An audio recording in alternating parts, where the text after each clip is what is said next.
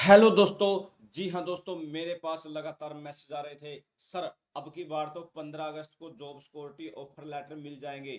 जी हाँ दोस्तों, अगर आपको 5 साल से कम हो चुके हैं तो आपको बिल्कुल भी टेंशन लेने की कोई आवश्यकता नहीं है। अगर आपको 5 से ज़्यादा हो चुके हैं और आप समझ रहे हैं कि मेरे को जॉब सिक्योरिटी 15 अगस्त को ही मिल जाएगी, आपको ज़्यादा खुश होने की भी जरूरत नहीं है। जी हाँ दोस्तों, मैं आपको दिखाने वाला हूँ अलग अलग अपडेटें। यहाँ से सबसे पहले कच्चे पक्के जॉब सिक्योरिटी हड़ताल 9 अगस्त उलझ गया क्या क्या मामला, घुटनों पर आ चुकी है क्या सरकार 9 अगस्त। और यहाँ से दिखाने वाला हूँ कच्चे पक्के जॉब सिक्योरिटी हड़ताल उलझ गया मामला, घुटनों पर सरकार 9 अगस्त कच्चे पक्के जॉब सिक्योरिटी दो, जॉब सिक्योरिटी दो, हमारी मांगे पूरी करो, हड़ताल जारी, जॉब सिक्योरिटी दो, उलझ गया मामला, दबाव में आ चुकी है लगता है सरकार। अब यहां से देख लेते हैं कच्चे पक्के जॉब सिक्योरिटी हड़ताल उलझ गया क्या मामला, घुटनों पर सरकार, नौकरी सुरक्षा चाहिए, हड़ताल हो चुकी है।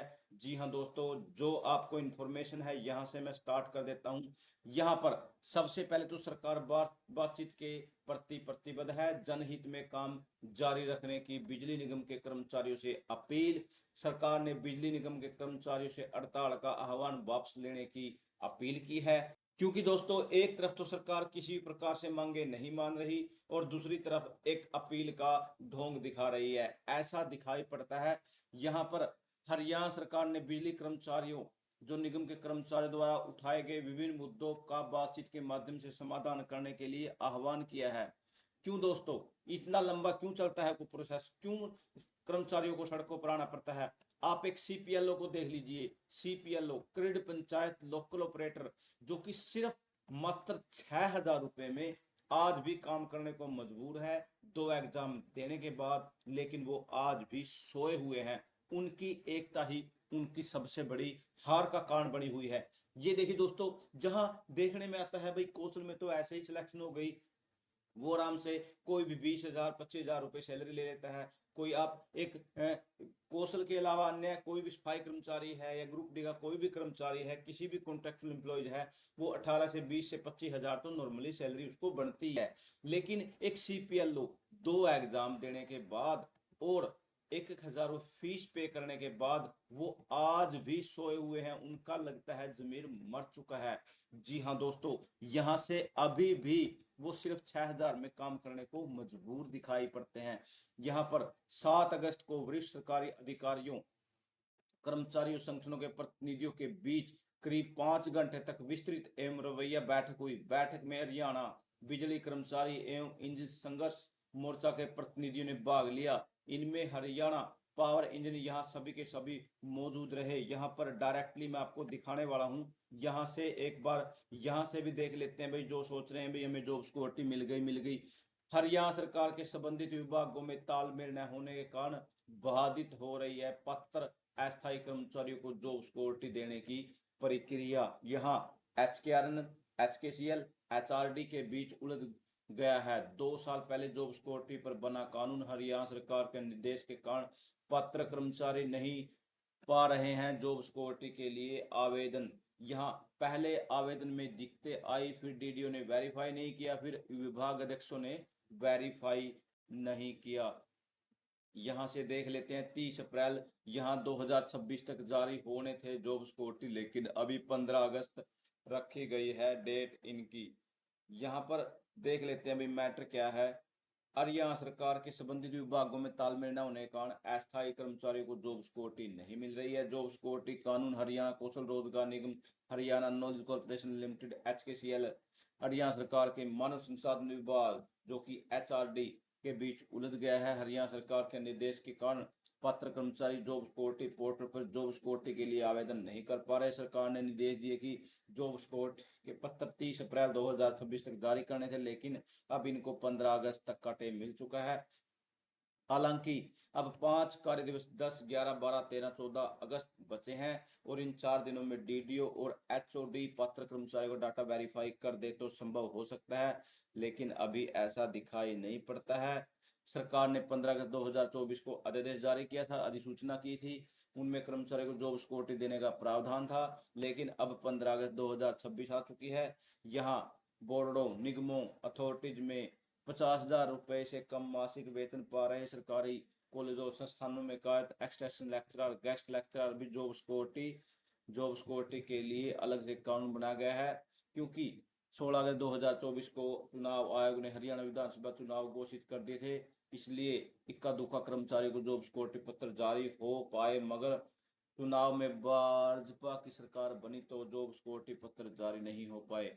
यहाँ पर देखिए दोस्तों, यहाँ पर बार बार कोऑर्डिनेशन कमेटी की बैठक, समाधान की टाइमलाइन, शिकायतें निवारण मैकेनिज्म।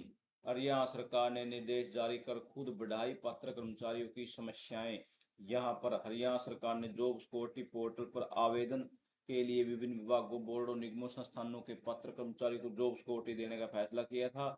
उनके छूटे हुए पात्र कर्मचारी भी आवेदन नहीं कर पा रहे, क्योंकि सरकार ने ऐसा निर्देश जारी किया कि सरकार ने पहले निर्देश जारी किए थे 1/1/2026 से 31/1/2026, लेकिन 15/3/26 उसके बाद बढ़ती रही, अब 15 अगस्त 2026 बोल दिया गया है। यहाँ आईटी ने फिर से आवेदन करने को बंद किए, उसके बाद डीडीओ ने वेरीफाई डाटा करना और अंत में एचओडी ने वेरीफाई करना, तो अपात्र को जॉब सिक्योरिटी मिलने का सवाल ही नहीं है। पात्र कर्मचारी एचकेएन, एचकेसीएल, एचआरडी के बीच पीछे हुए हैं, क्योंकि जिन विभागों के कर्मचारी आवेदन नहीं कर पाए उन्हें एचआरडी से अनुमति लेनी पड़ती है, उसके बाद एचकेएन को भेजा जाता है, फिर एचकेएन के अधिकारी एचकेएन के आईटी हेड को डाटा भेजते हैं, आईटी हेड फिर एचकेएन को भेजता है, अंत में एचकेएन सीएल उस डाटा को ओटी पर अपलोड करता है। सरकार जब समय बढ़ाती है तो इतना कम समय बढ़ाती है कि एचआरडी, एचकेएन, एचकेएल के बीच फाइलें घूमती रहती हैं और समय निकल जाता है। इसलिए जिन विभाग, बोर्ड और निगमों के कर्मचारियों को जॉब सिक्योरिटी देने का फैसला सरकार ने कर दिया है, उन पर सब प्रतिबंध नहीं लगाना चाहिए। यह विंडो खुली रहनी चाहिए। संबंधित डीडीओ के पास पोर्टल के जरिए यह पावर होनी चाहिए कि जो पात्र कर्मचारी है उनका डाटा स्वयं जॉब सिक्योरिटी पोर्टल पर अपलोड कर दे, ताकि पात्र कर्मचारी आवेदन कर सके। सरकार की तरफ से लगाई गई रोक के कारण दिखते आ रही है आईटी के जरिए यह सब कंट्रोल हो रहा है और हजारों कर्मचारी ओटीपी नहीं मिल रहे।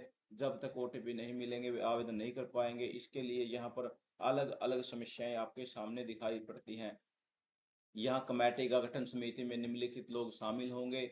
यहाँ पर अध्यक्ष एचकेएन महाप्रबंधक, मानव संसाधन विभाग के संबंधित अध्यक्ष। नंबर 3 संबंधित अधीक्षक वित्त विभाग। नंबर 4 आईटी एड क्रेडिट विभाग। सदस्य 5 यहाँ नॉलेज एचकेसीएल प्रबंध निदेशक। उसके बाद सपोर्टिंग स्टाफ में एडी, 2 लीगल असिस्टेंट, एचकेएन में डीडीओ, नोडल एजेंसी, मीटिंग बुलाने सभी एचकेएन, ये सभी के सभी यहाँ पर ऐड होते जाएंगे। प्रोसेस लंबा होता रहेगा। वो एक अलग मैटर है। सरकार की मानसिकता ये भी हो सकती है भाई कोई फर्जी जॉब सिक्योरिटी के लिए आवेदन प्राप्त करके और वो जॉब सिक्योरिटी न ले ले, कहीं ना कहीं इसको थोड़ा इसलिए विस्तार भी किया गया है। लेकिन चलो जो भी मैटर है, लेकिन अभी तक जॉब सिक्योरिटी नहीं मिल पाई है। अब इसको भी देख लेते हैं भाई।